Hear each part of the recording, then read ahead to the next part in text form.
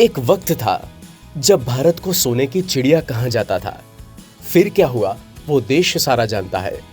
लेकिन आज जब दुनिया में महंगाई, डॉलर और शेयर बाजार की लहरें उठती है, एक चीज अब भी भरोसेमंद मानी जाती है और वो है सोना। और सवाल ये है, क्या 2026 तक सोने का भाव 2 लाख के पार जाएगा? भारत के पास दुनिया का 25% सोना था, चाहे वो खजानों में हो, मंदिरों में या राजाओं की संपत्ति में।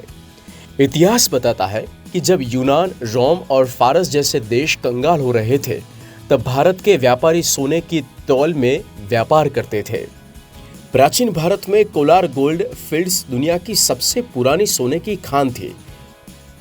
14वीं शताब्दी तक भारत विश्व के कुल सोने का लगभग 30% हिस्सा रखता था। कहा जाता है, जब ब्रिटिश भारत आए तो उनका असली मकसद सिर्फ शासन नहीं, भारत का सोना और संसाधन था। सोना भारत की अर्थव्यवस्था का दिल था और इसलिए भारत को लूटा गया। सोना सिर्फ धातु नहीं है, ये विश्वास है। जब डॉलर गिरता है, युद्ध होता है या शेयर बाजार डूबता है, लोग सोने में निवेश करते हैं क्योंकि सोना स्थिरता का प्रतीक है। वर्ल्ड गोल्ड काउंसिल के अनुसार भारत के घरों में लगभग 25,000 टन से ज्यादा सोना है, जो दुनिया में सबसे अधिक है। 2024 में भारत ने 800 टन से अधिक सोने का आयात किया। भारत में सोना सिर्फ निवेश नहीं, ये परंपरा है। हर शादी, हर त्योहार, हर विश्वास में सोना बसाया गया है।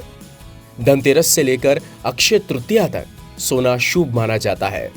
अब सवाल है, क्या वाकई 2026 में सोने का भाव 2 लाख प्रति 10 ग्राम तक पहुंच सकता है?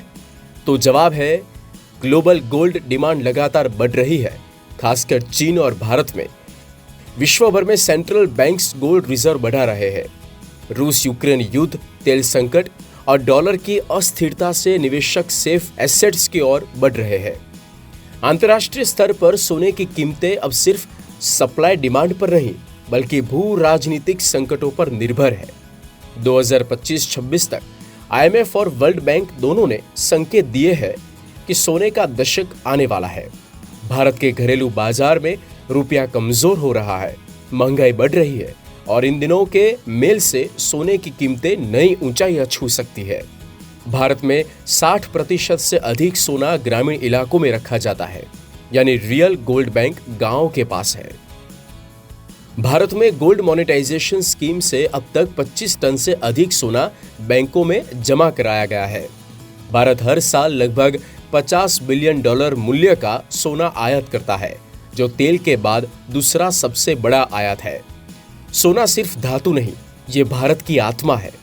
जिस दिन देशवासियों ने सोने की असली कीमत पहचान ली, उस दिन सोने की चिड़िया फिर से पंख फैलाएगी।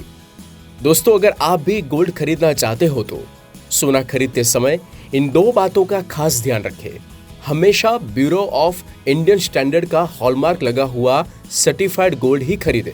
जैसे आधार कार्ड पर 12 अंकों का कोड होता है, उसी तरह से सोने पर 6 अंकों का हॉलमार्क कोड होगा। इसे हॉलमार्क यूनिक आइडेंटिफिकेशन नंबर यानी HUID कहते हैं। यह नंबर अल्फा न्यूमेरिक यानी कुछ इस तरह से हो सकता है।